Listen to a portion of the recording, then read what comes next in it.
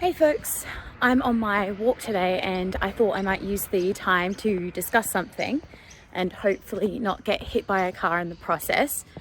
There's been a lot of talk lately about COVID booster shots. A number of countries, including the US, Israel, Germany and France, have announced plans to offer booster shots to large segments of their population.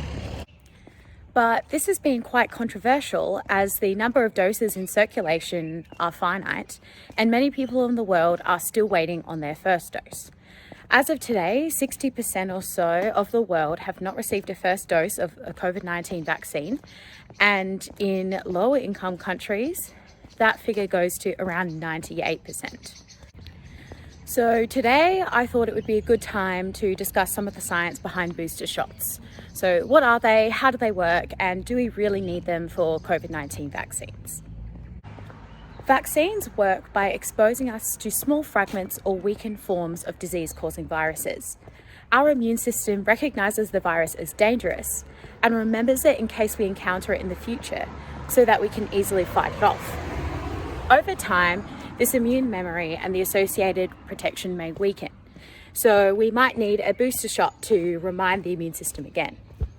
The booster shot might be a dose of the same vaccine with the same formulation, or it might be a slightly different formulation to reflect new variants of the virus. Most COVID-19 vaccines expose us to the spike protein found on the coronavirus surface. Our body forms an immune response which includes the production of antibodies against that spike protein.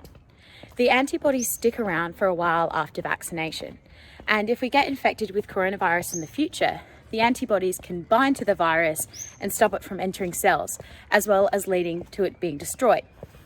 There is some evidence that in the months following vaccination, the levels of spike protein antibodies do decrease.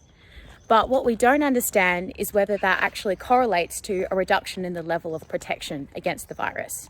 We may only need small amounts of these spike protein antibodies, and there are also other components of the immune response which can cause protection. One of the key questions here is whether after you've been vaccinated for COVID-19, your risk of infection goes up over time.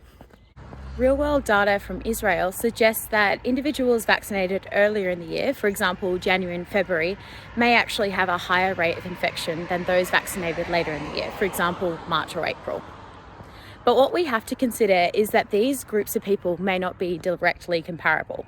For example, those that were given a higher priority in the vaccine rollout, for example, frontline medical workers, generally had a higher risk of being exposed to COVID-19. So it doesn't really make sense to compare them with people who received the vaccine later in the year because they were at lower risk of exposure and therefore infection. It's not super clear how well COVID-19 vaccines protect us from infection in the long term. But what I do find comforting is that COVID vaccines provide lasting protection against severe disease.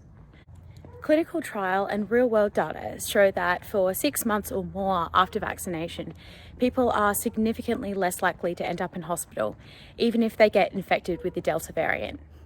So my macro point of view is that there isn't strong enough scientific evidence to support an urgent need for booster vaccines for COVID.